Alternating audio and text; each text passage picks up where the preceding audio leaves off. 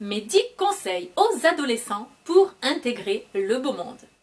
Bonjour, je suis Anne Nagas, la fondatrice d'Apprendre les bonnes manières. Voici 10 conseils que je vous donne tirés de ma propre expérience et de mes observations, ce que je vois actuellement. Avant de commencer l'énumération, je vous recommande la lecture du livre d'Éric Bonnet, Comment je suis devenu un super mondain. C'est son récit autobiographique dans les années 90. Donc, il raconte un monde qui n'existe plus à l'heure actuelle. Enfin, le monde des rallyes, le bal des débutantes, tout ce monde-là existe encore, mais ce n'est plus du tout le même que celui des années 90. La jeunesse dorée française. Comment a-t-il réussi en tant qu'adolescent à intégrer ce monde-là? La lecture est divertissante, riche, instructive, et bon, est-ce que ça vous parle ou pas? Bon, ça vous divertira à coup sûr, mais je pense que vous pouvez y avoir aussi beaucoup de réconfort. Si vous ne vous sentez pas à votre place dans le monde actuel, dans votre monde adolescent, sachez que d'autres sont passés par là avant vous et s'en sont sortis. À présent, commençons par le premier point, la décence vestimentaire. Écoutez, c'est essentiel. À vrai dire, les garçons sont plus doués que les filles pour ce qui concerne la décence vestimentaire. Le degré de nudité des adolescentes à notre époque fait froid dans le dos. Mesdemoiselles, je sais que c'est pas facile, alors tout de suite je vous dis de porter des robes et des jupes, etc. Je sais que c'est pas facile. Si vous ne pouvez pas, parce que je comprends vos circonstances, vous ne le pouvez pas. Mais déjà, essayez de sortir de ce moule où on voit la lingerie, vous portez des débardeurs tout fins, vous êtes tout le temps en jean ou habillé en noir.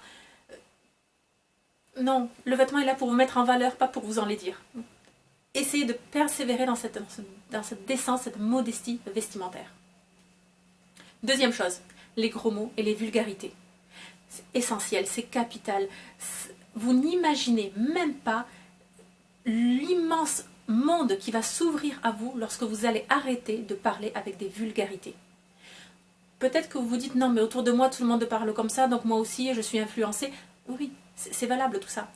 Mais pour vous sortir de ce monde-là, ça doit commencer par vous, le travail doit commencer par vous. Et je vous assure que la loi de l'univers, la loi de l'attraction est ainsi. Lorsque vous allez vous améliorer, des choses extraordinaires vont vous arriver. Et vous allez rencontrer des personnes qui sont au même niveau que vous. Vous allez vous sortir de votre monde par votre propre travail. 3. Ne pas rire aux blagues lourdes. Tout simplement. Si c'est des blagues vulgaires, sexistes, racistes, etc. Ne riez pas. Voilà. N'encouragez pas cela. 4. Il vaut mieux être seul que mal accompagné. Tout ce mythe qu'il faut être en groupe, en clan, en gang, en bande, avoir un groupe d'amis. Non, c'est un mythe, vous savez. Vous pouvez être seul, vous pouvez traverser vos années de collège ou de lycée ou d'université en étant seul. Il vaut mieux avoir un ou deux amis, même des correspondants épistolaires ou des frères et sœurs qui sont extraordinaires de mauvaise fréquentation. Je sais que la solitude est très difficile à l'adolescence, je le sais. Mais pourtant, essayez de le voir comme un atout, non comme une faiblesse. 5. Prendre des cours d'étiquette. Oui. Alors, que ce soit avec moi ou avec quelqu'un d'autre, ou tout simplement si vous n'avez pas le budget, je le comprends tout à fait, mais consultez les articles de blog, les vidéos, achetez des manuels de savoir, enfin lisez des manuels de savoir-vivre, il y en a dans vos bibliothèques. Tout ça, c'est très important. Ce n'est pas seulement la théorie qui compte, c'est la mise en pratique. Connaître les règles de politesse, je ne dis pas qu'on les connaît tous, mais enfin, quand même, on sait ne pas mettre les coudes sur la table, ne pas parler en ayant des aliments dans sa bouche, ne pas couper la parole, on le sait. Mais mettre en application, c'est beaucoup plus difficile. Commencez ce travail sur vous et, justement, creusez, puisez, approfondissez votre connaissance des bonnes manières. 6. Soyez la meilleure version de vous-même. Il ne s'agit pas de devenir quelqu'un d'autre. Vous êtes pleinement vous, avec votre personnalité, vos atouts, vos rêves. Mais essayez au quotidien d'être la meilleure version de vous-même.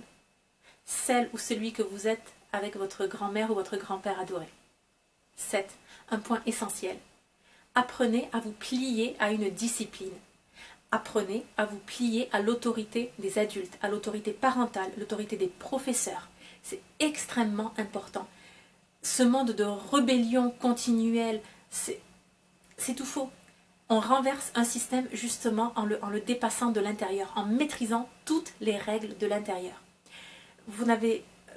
je ne sais pas comment vous transmettre ça, que vous puissiez comprendre, expérimenter et par vous-même la puissance de la patience, du silence, la résiliation, l'autodiscipline.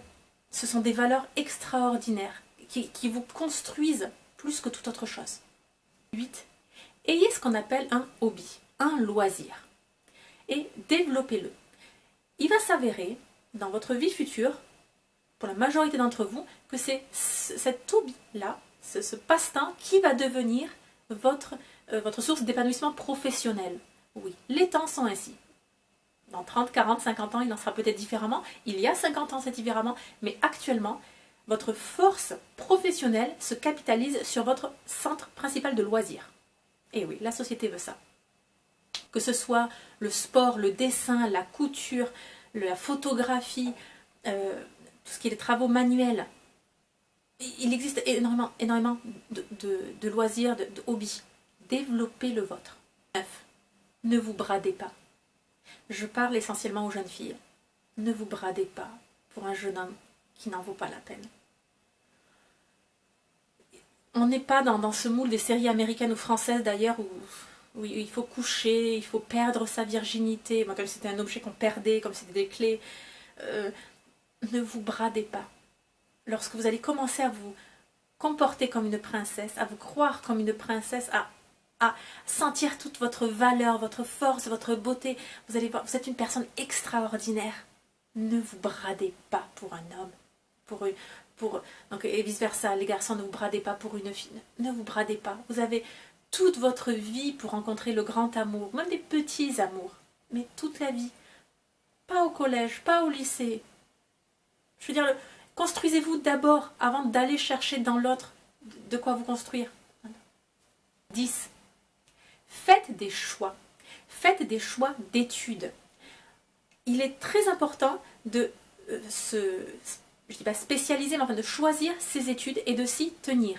Une fois que vous les avez, vous pouvez toujours changer, vous réorienter, approfondir, etc., etc.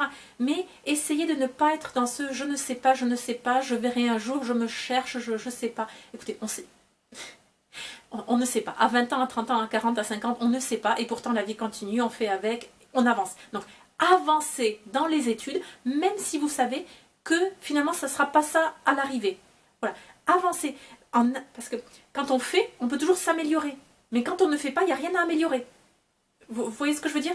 Comme moi, dans mon travail, par exemple. Si j'écris un article de blog, je l'écris, ensuite, je peux toujours revenir dessus pour l'améliorer. Mais si je n'ai rien écrit parce que j'attends que ce soit parfait, j'attends l'inspiration, j'attends le moment génial, eh bien, il n'y a rien à améliorer. Et ça ne viendra jamais. Et je repousse continuellement ma vie. Métaphore de l'article de blog, d'accord? Vous choisissez des études.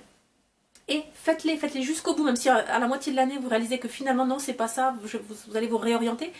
Réorientez-vous l'année suivante. Mais validez cette année.